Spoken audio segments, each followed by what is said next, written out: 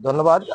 আজকে 17টি বছর পর বাংলাদেশের মানুষের মানে গণতন্ত্র হরণ করে ফ্যাসিস্ট আওয়ামী লীগ সরকার পতনের পর বাংলাদেশের মানুষ যেটা চেয়েছে সেটা হচ্ছে যে নিজের ভোট নিজে দেব, নিজের ভোটের অধিকার ফিরিয়ে দেওয়ার যে আন্দোলন, সেই আন্দোলনের ফলপ্রসূ হিসাবে আজকে যে নির্বাচন কমিশনার যে তফসিল ঘোষণা করলো, এই তফসিল ঘোষণার মধ্য দিয়ে গণতন্ত্রের যাত্রাকে মাত্র শুরু হলো।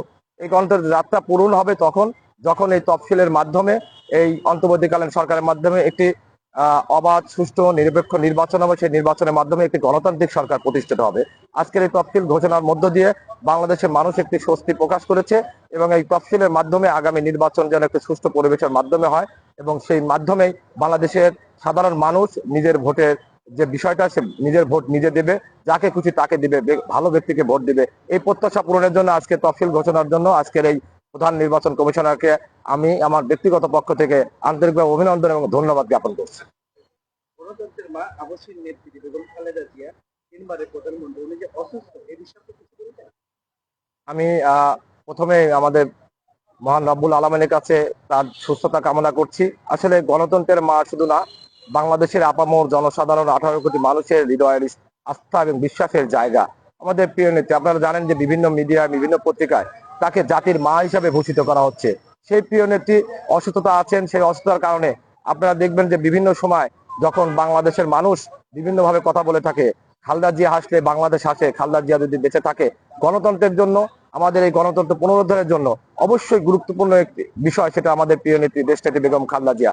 যার কারণে সারা বাংলাদেশের প্রতিটা মানুষ যার দোয়ায় দোয়া করছেন যেন আমাদের প্রিয় নেত্রী বেগম খালেদা জিয়ার জন্য দ্রুত সুস্থতা হয়ে বাংলাদেশের মাটিতে আবার ফিরে আসেন, তার অপেক্ষা সারা বাংলাদেশের মানুষ অপেক্ষা আছে এবং সেই ক্ষেত্রে তার সুস্থতা কামনা করছি।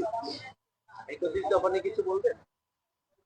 31 দফা আমাদের, আপনারা জানেন যে বাংলাদেশের জাতীয়তাবাদী দলের প্রতিষ্ঠাতা শহীদ প্রেসিডেন্ট জিয়া রহমান রাষ্ট্র কাঠামোর 19 দফা বাস্তবায়নের ক্ষেত্রে যে কর্মসূচি গ্রহণ করেছিলেন, সেই কর্মসূচির ধারাবাহিকতায় আমাদের প্রিয় নেতা, আগামী দিনের রাষ্ট্রনায়ক হিসেবে যারা আমরা মনে করি, আমাদের প্রিয় নেতা বাংলাদেশ জাতীয়তাবাদী দলের ভারপ্রাপ্ত চেয়ারম্যান জনাব তারেক রহমান যে 31 দফা রাষ্ট্র কাঠামোর যে পরিকল্পনা করেছেন, সেই 31 দফার মধ্যে বাংলাদেশের সমস্ত মানুষের আস্থা এবং বিশ্বাসের জায়গা তৈরি করে নিয়েছেন। সেই 31 দফা যদি বাংলাদেশের রাষ্ট্র কাঠামোর 31 দফা আমরা বাস্তবায়ন করতে পারি, আমরা মনে করি বাংলাদেশ একটি স্বাবলম্বী রাষ্ট্র এবং একটি স্বনির্ভর বাংলাদেশ হিসেবে গড়ে উঠবে। সেই 31 দফা রাষ্ট্র গঠনের ক্ষেত্রে আমরা অবশ্যই, সেই রাষ্ট্র গঠনের ক্ষেত্রে আমরা সবসময় অগ্রণী ভূমিকা পালন করবো এবং বাংলাদেশের মানুষ সেটা সুফল ভোগ করবে এই 31 দফা বাস্তবায়নের মধ্য দিয়ে।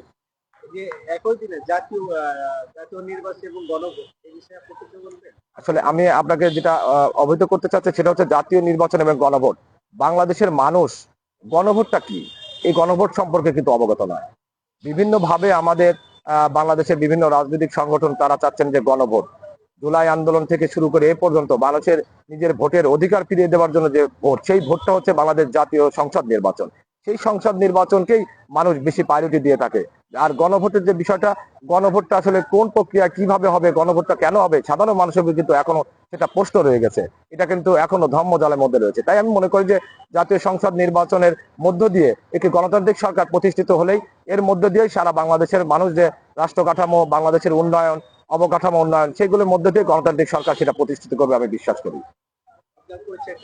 আমি ফারুক হোসেন, পাবনা চাটমোহর উপজেলা যুব দলের সদস্য সচিব, সাবেক ছাত্র দলের সাধারণ সম্পাদক চাটমোহর উপজেলা যুব দল, সাবেক সহ সাধারণ সম্পাদক পাবনা জেলা ছাত্র দল, সাবেক সহসভাপতি পাবনা জেলা ছাত্র দল।